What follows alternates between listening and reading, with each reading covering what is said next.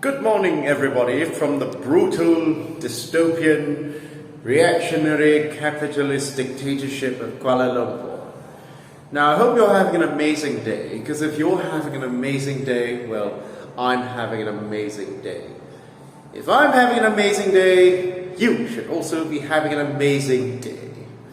Now, outside my gym opens at 10 in the morning, so I've still got some time to talk to you people, yeah? Okay, so I'm going to do a quick video, right?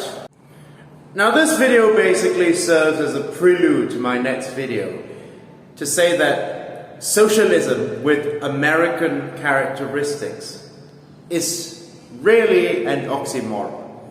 Now, this is going to make a lot of people very angry, but as I've said before, for socialism and for the world to live, America has got to die. By which I don't mean America's got to be bombed to smithereens, but rather the current institutions and current incarnation of America has got to be replaced by a new one. Because America as it currently is, and this is a very unpopular opinion among American socialists, right? I will get lambasted by the American socialists for sure, but in its current state, America is a Christo-fascist bourgeois dictatorship. That is how the Founding Fathers intended for it to be. And it is playing out precisely how the Founding Fathers decided it should be. For you see, America, the very soul of America, in its current incarnation, not the America of the Native Americans, but the current incarnation of the Americans, of America, is bourgeois.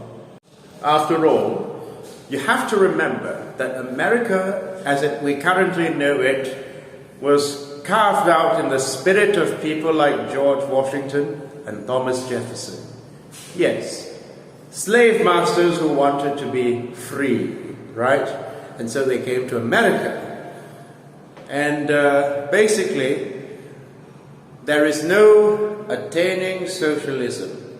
There is no attaining a classless society when the very epitome of America is a society of elitism and materialism, right?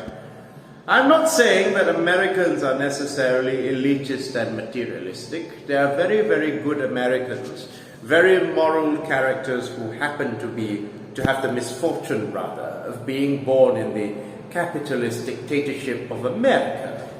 But unfortunately, if you guys are serious about supporting socialism, I suggest that you support socialist movements that are already underway in Southeast Asia, or developing countries, right?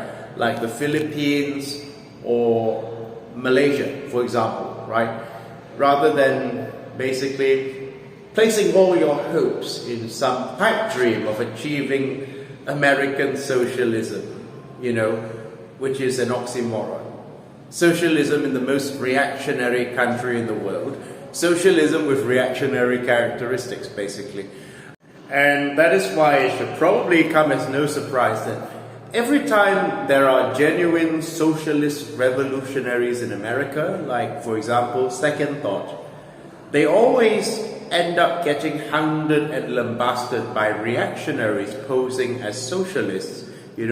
People like Infrared Haas, for example, and people like Midwestern Marx or Eddie Lieger Smith, if I'm not mistaken, are also no better than people like Infrared Haas, merely a smiling, friendlier version of Infrared Haas, because you're only as good as the company you keep, right? And if you're consorting with alt-right reactionaries like Jackson Hinkle, who unironically called Gonzalo Lira the alt-right manosphere guru, who also endorses Passport Bros, yeah?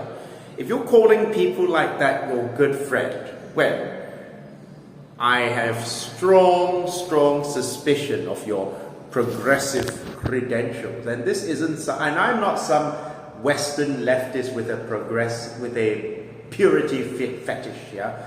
I'm an actual global South socialist from Malaysia, right? But the point I'm trying to make, and I'm going to end this quickly because my gym's going to open soon, is that basically the first world, as you know, the first world does not tend towards socialism. It trends towards fascism. The point I'm trying to make is that the first world does not trend towards socialism. No, it trends rather towards fascism.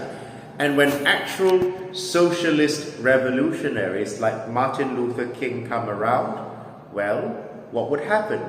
They would be shot, right? Ask yourself why Elon Musk has banned my Twitter, right? My Twitter. But he's not banned Haas's Twitter or Midwestern Marx's Twitter.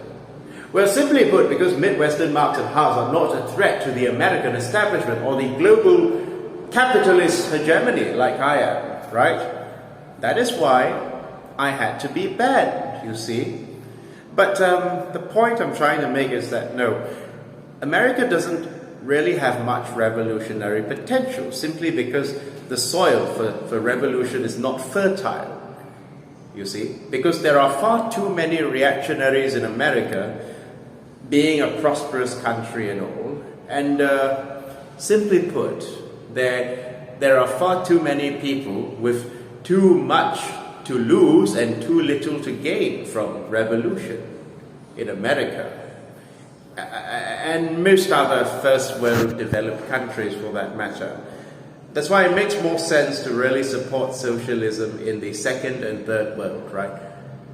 Burgeoning socialism, I should say. Because, you know, we have far more to gain and far less to lose. Is that not the purpose of socialism in the first place? Letting the group that has far more to gain and far less to lose be the vanguard? Thank you.